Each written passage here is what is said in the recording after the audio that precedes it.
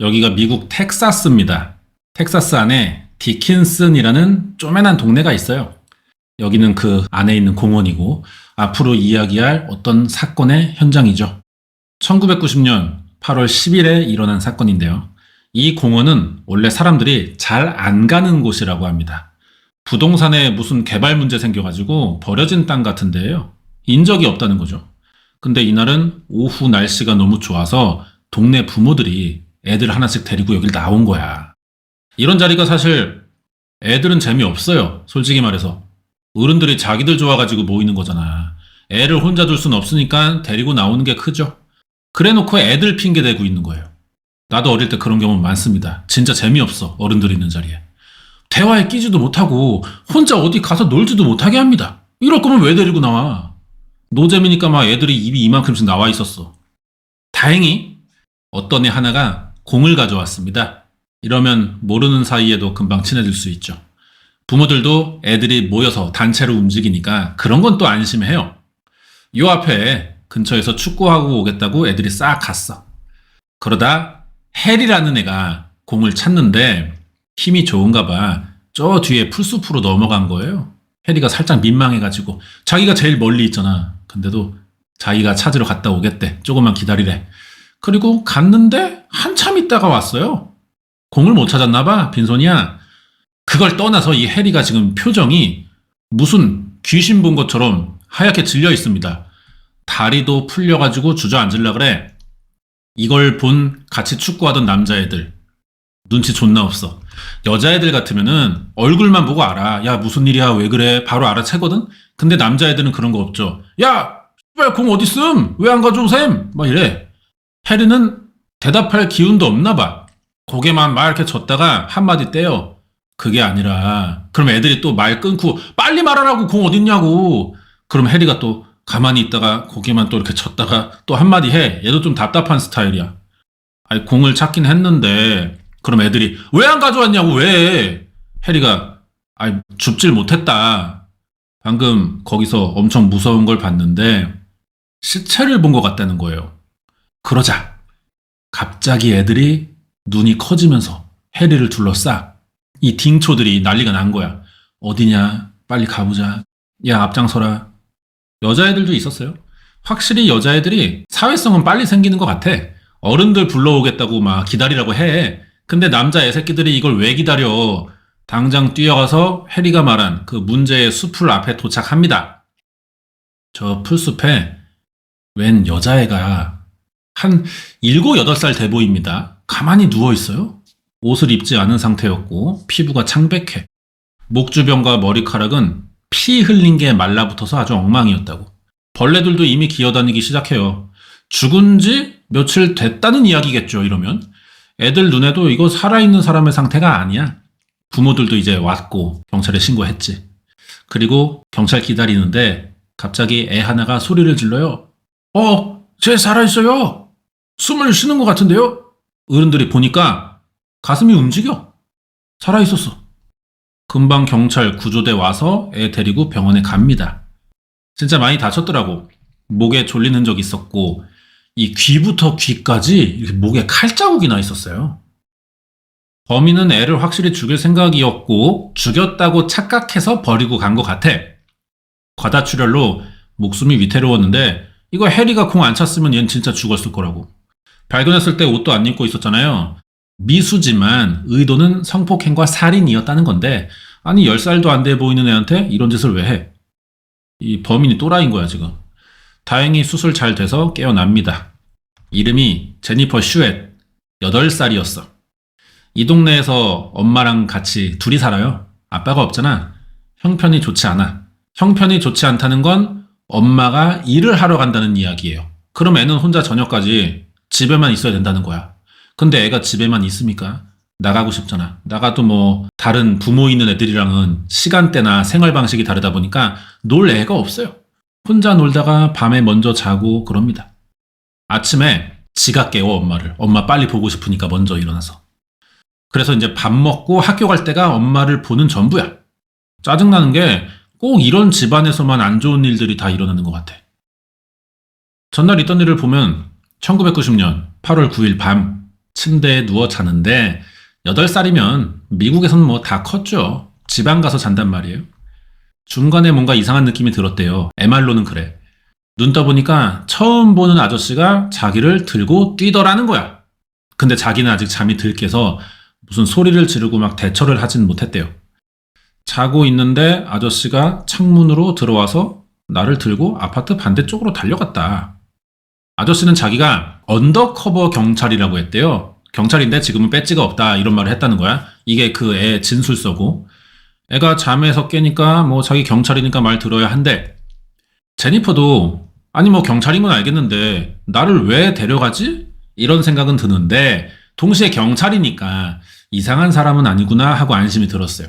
그러면서 차에 태우고 그 공원에 갔던 거야. 애가 너무 어리니까 진술 보면은 무슨 일을 당한 건지도 잘 모르는 것 같아요. 그 당시에는. 반항은 거의 없었고 반항했어도 8살인데 성인 남자한테 어떻게 할 수 없죠. 이 다운도 애라서 순진하니까 생각할 수 있는 건데 경찰이니까 자기를 집에 데려다 줄 줄 알았대요. 근데 놈이 목을 조르는 거야. 기절했고 그때 아마 칼 꺼내서 이렇게 그었던 것 같고 찌르지 않고 칼로 그은 게 좀 특이한데 과다출혈을 유도한 건지 뭐 의도는 잘 모르겠습니다. 어쨌든 바로 피 쏟아져 나왔고 그대로 죽을 거라고 생각했나 봐요. 범인이 돌아갔어. 그리고 다음날 그 가족들이 단체로 소풍을 나온 거죠. 이날 아침에 제니퍼 슈의 엄마도 상황 파악됐겠죠. 원래는 애가 먼저 일어나서 엄마를 깨워. 그러는데 이날따라 애가 방에 안 오니까 엄마가 오히려 이상해서 딸 방에 갔더니 없어. 그리고 방 창문이 열려 있던 겁니다. 제니퍼가 창문을 열고 잔 적이 그동안 몇 번 있었어요. 근데 사는 곳이 아파트 2층이야. 1층도 아니고 괜찮겠지 싶어서 엄마가 놔두고 있었는데 결국 이런 일이 생긴 겁니다. 현관문이 잠겨 있는 거 봐서는 이거 100% 창문으로 나간 것 같아요. 얘는 열쇠가 없어서 문을 잠그지 못하거든. 8살인 애가 어떻게 2층 창문으로 뛰어내릴 리도 없는데 그럼 이거는 누가 창문으로 들어와서 애를 들쳐업고 나갔다는 생각이 들 수밖에 없지. 그래서 경찰에 신고한 상태였고 진작 실종 수사는 시작되고 있었습니다. 경찰은 도둑이 들어왔다가 몸값 거래하려고 애를 납치한 거라고 생각했어요. 그럼 분명 연락 올 테니 그걸 기다리자는 건데 이 시대의 아동 납치가 보통 금품 거래 목적으로 일어난단 말이에요. 뻔하다고 생각했겠죠. 근데 오후에 공원에서 옷이 벗겨진 채 쓰러진 여자애가 발견됐다는 신고가 들어오니까 제니퍼라고 생각할 수밖에 없지. 그래서 애를 구출한 겁니다. 살리긴 했는데 죽을 뻔했던 애잖아. 상태가 안 좋아서 큰 수술 여러 번 했고 재활치료도 할 정도였어요. 몇 달을 이렇게 치료하면서 애가 결국 퇴원까지 했어. 얘는 범인을 본 애잖아요? 그러면 무슨 일이 있었는지 이제 물어봐야 돼, 어른들이. 쉬워 이게? 선뜻 말이 나오겠어요? 애가 또 괜찮은 척 막 하는데 표정에서 다 드러나잖아요, 그 심정이. 밤에 잘도 잘 못 자고 멍하게 있어 맨날. 경찰이 무조건 잡아준다고 약속은 했는데 뭐 아는 게 없으니까 이게 또 수사도 생각같지 않고 너무 어려운 사건이었대. 일단 밤에 일어나서 목격자 없는 것 같고 제니퍼가 살던 곳이 다세대 아파트예요. 워낙에 여러 명 드나드니까 평소에 누가 지나다녀도 다 알 수도 없고 수상하게 생각하냐고. 1990년인데 CCTV 당연히 없죠. 그래도 단서가 있긴 합니다. 제니퍼 발견된 공원 주변에 얘 옷이 벗겨져 있었어요. 여기 범인 DNA가 남을 거 아니야. 이게 유일한 증거야. 근데 문제는 이 시대에 그 DNA를 분석할 수가 없다는 거죠. 그냥 증거 보관함에 옷을 쌓아두고만 있던 거예요. 그러면 남은 건 애 진술뿐인데 다행히 제니퍼가 범인을 기억하고 있습니다. 얘한테 어떻게 진술을 받아내냐. 목에 상처 봐야 저게 칼자국입니다. 아물어서 저 정도면은 그 당시에는 꽤 심했다는 거야. 5일 만에 말을 할 수 있었대. 그리고 얘가 보통 애가 아닙니다. 자기가 무슨 일을 당한 건진 잘 모르는데 기분상 나에게 뭔가 잘못된 일이 일어난 것 같고 그러면 그 아저씨는 벌을 받아야 자기 같은 애들이 또 나오지 않는다는 걸 알더라고요. 8살이 진술하겠대. 그래서 앞에 일들을 경찰이 듣게 됐고 그나마 수사다운 수사가 이제 가능한 겁니다. 시간 꽤 지났어요. 나이도 어려서 기억이 정확하지 않을 거라고 생각했는데 얘는 어제 일처럼 너무 정확히 다 알고 있더라고. 범인이 갈색 머리에 눈썹 두껍고 진하다. 평범하게 생겼지만 코랑 턱, 목 주변에 수염이 나 있고 얼굴 왼쪽과 목 부분에 상처, 그리고 흉터 뭐 이런 게 있대요. 그래서 나온 몽타주가 이겁니다. 이걸 그린 사람도 유명해요. 로이스 깁슨이라고 몽타주 그리는데 아주 선수요. 몽타주 전문 화가예요. 이 사람 이야기 잠깐 합시다. 여러분이 알아뒀다가 어디서 잘난 척 하세요. 몽타주 누가 잘 그리는지 아냐. 그동안 로이스의 몽타주로 잡힌 범인만 1,300명이 넘습니다. 기네스북에 올라 있고요. 몽타주로만 잡은 게 이 정도면은 간접 증거로 사용된 것까지 훨씬 더 많겠죠. 원래는 모델 하던 사람인데 폭행을 당했대. 그 뒤로 범죄 사건에 관심 갖다가 몽타주 화가가 됐어요. 이 사람이 그림만 잘 그리는 게 아니고요. 그건 뭐 당연하지, 몽타주 화가인데. 인터뷰 기술이 특히 좋대요. 피해자의 기억을 끄집어내야 한단 말이야. 그걸 유도하는 기술이 있어. 피해자들이 보통 머리로는 기억을 해요. 근데 이 묘사에 한계가 있을 수 있잖아. 예를 들어서 내가 알고 있는 그 범인을 말하는데 눈이 부리부리해요. 그러면 보통은 눈이 큰 사람이구나 정도 생각하는데 로이스 깁슨은 여기서 단순히 눈만 크다는 이야기인지 눈빛이 강렬했다는 건지 쌍꺼풀이 있어서 그렇게 보이는 건지 이런 질문을 재차해가지고 더 정확한 묘사를 끌어낼 줄 안다는 거죠. 로이스는 어린애 진술로 이렇게 정확한 몽타주를 그려본 적이 없대요. 자기 경험에도. 얼굴만이 아니고 범인이 차에서 피던 담배, 무슨 맥주 마셨는지도 어디 건지 상표를 알아. 근데 뭐 다 좋아. 중요한 거는 그래서 이 범인을 어디서 찾냐는 거죠. 여긴 미국이잖아. 아무리 몽타주가 정확해도 이 넓은 땅에서 막막하다고.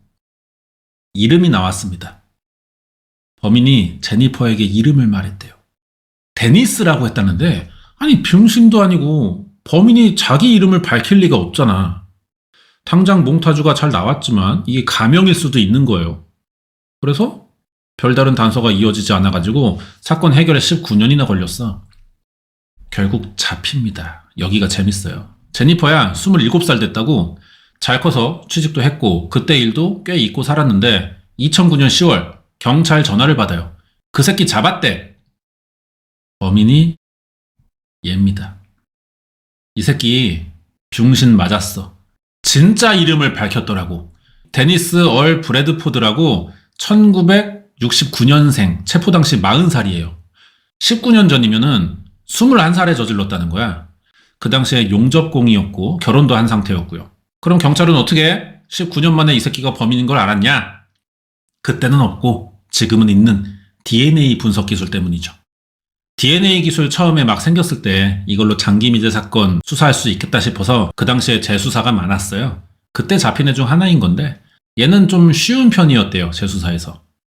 이 새끼가 2006년에도 성폭행을 한 적이 있습니다. 그때 잡혔었거든. 그러면서 DNA를 경찰이 보관하고 있던 거죠. 화성연쇄살인사건 범인 찾듯이 전과자 DNA 하나하나 대조하다가 이 새끼가 걸린 겁니다. 재밌는 건 이 부분인데 이게 20년 전에 찍은 다니엘 운전면허증 사진이에요. 제니퍼의 진술로 나온 몽타주랑 비교하면은 이렇습니다. 똑같아. 제니퍼가 그 나이에 다 기억하는 것도 대단한데 로이스 깁슨이 왜 기네스북에 올라가는 양반이냐 이런 것도 알 수 있는 부분이죠. 이 정도면 그냥 사진이나 다름없이 베껴 그린 거라고. 잡으러 가야죠. 체포 날짜는 사건 7011 만인 2009년 10월 19일. 소재지 확인됐으니까 찾아가서 님 제니퍼 슈엣 아셈? 물어봤어요. 그러니까 얘가 알고 있대. 아니 보통은 모른다고 하는 게 자연스러운 거잖아요. 이 새끼는 예전에 그 애 집 근처에 살았고 그때 실종됐다는 얘기 들었고 그래서 무사히 돌아오기를 기도하고 있었다고 대답을 해요. 아니 7,000일 넘어서 갑자기 나온 이름을 이렇게 바로 대답할 수가 있나? 범인으로 체포한다니까 뭐 자기는 당연히 아니라고 하지. 그래도 경찰이 가자는데 마냥 버틸 수는 없잖아요. 가서 이것저것 조사합니다. 당연히 구라칠 수밖에 없어요. 그러다가 경찰이 걔 살아있다 하니까 이 새끼가 뭐라고요? 막 이러더니 쳐울어. 빙신 같은 게. 이 새끼는 그날 자기가 제니퍼 죽인 줄 알고 있었어. 그래서 안심하고 19년을 살아왔는데 갑자기 이제 와서 살아있다니 깜짝 놀랬겠죠. 그리고 뗐다 싶었겠지 뭐. 어쩔 수 없이 다 인정합니다. 그때 데니스는 진짜 제니퍼 집 근처에 살고 있었어요. 처음부터 얘를 노린 건 아닌데 전날 밤 우연히 애 방 창문이 열려 있는 걸 보고 충동적으로 저지른 거래. 외국 영화 보면은 옛날 아파트 같은 거 외벽에 비상계단 설치되어 있는 거 알죠? 보통 철로 많이 돼 있고 되게 불안하게 보이잖아. 얇잖아. 거기로 올라가서 애 방 창문에 매달린 거야. 타 넘어서 제니퍼 들쳐안고 다시 그 비상계단으로 내려와서 차에 태운 거지. 도중에 제니퍼가 잠에서 깼어요. 소리 지를까봐 후달리잖아. 일단 입부터 막더니 난 경찰이고 이름은 데니스야. 이렇게 안심을 시킨 거래. 그리고 공원 가서 이제 일을 저질렀던 거예요. 자기도 충동적이라 뭘 고민하고 생각해서 저지른 게 전혀 아니래.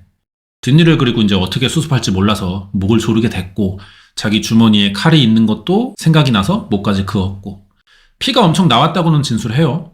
그래서 자기는 제대로 죽였다고 생각한 거야. 도망간 뒤에 이제 입 다물고 조용히 살았는데 체포 3년 전에도 지랄 한번 했으니까 아주 조용히는 아니지만 완전 범죄였던 거죠 그동안. 근데 DNA 기술로 이제 찾아냈던 겁니다. 재판인데 이 새끼 동종 전과도 있고 사형 가능해 보였어요. 텍사스는 이때 사형제도 있었거든. 성폭행에 살인 미수만이 아니라 주거 침입도 있고 아동 납치도 포함된단 말이야. 이건 못해도 무기징역인데 정말 진짜 사람 일이 생각대로 잘 안 돼요. 얘가 혐의상 구속수사잖아. 잡아놓고 수사한단 말이야. 검사가 기소할지 말지 이제 경찰의 조사 내용 검토하고 기소를 하더라도 재판이 바로 열리는 건 아니니까 그 대기 기간 동안 구치소에 들어가 있잖아요. 이 새끼가 거기서 뒤졌어. 2010년 5월에 이불로 목을 맨 겁니다. 뒤져가지고 공소권 없음이 돼버리잖아요. 이렇게 사건이 끝나요. 이 개X놈의 새끼가 좀 억울하긴 하지만 제니퍼는 이제 자기를 피해자라고 하지 않아. 이 사건에서 승리자라고 합니다. 자기랑 비슷한 피해자들이 있으니까 포기하지 말라고 일부러 이렇게 말을 하는 것 같아요. 응원하는 거겠지. 지금은 43살인데 결혼도 했고 애도 둘입니다. 잘 살고 있대요. 여기까지예요 사건이. 범인이 재판 전에 뒤진 거 하나가 조금 아쉽긴 해요. 뒤져도 이게 나라의 법으로 절차로 조져야 되는데 그게 이제 형법이 제대로 작동하는 거잖아. 근데 피해자가 또 제니퍼 하나만 있는 건 아니니까 순서 기다리다 보면 어쩔 수 없이 시간이 걸립니다. 그 틈에 X발 존나 얄밉네 개새끼가. 미국에서는 이제 범죄자끼리도 아동 성범죄는 진짜 개 핫타치 병신 쪼다 취급하잖아요. 그런 게 진짜 있나 봐. 소문으로만 들었는데. 교도소 들어가면은 어떻게 될지 뻔하니까 그게 무서웠나? 왜 죽은 걸까요? 굳이. 이해가 안 됩니다. 아주 그냥 끝까지 열받게 해요. 이 X발 새끼가 그냥. 예. 또 욕을 하게 되네. 욕 좀 안 하려고 했는데. 다음 사건에서는 좀 욕 좀 안 하고 차분하게 진행해 보겠습니다.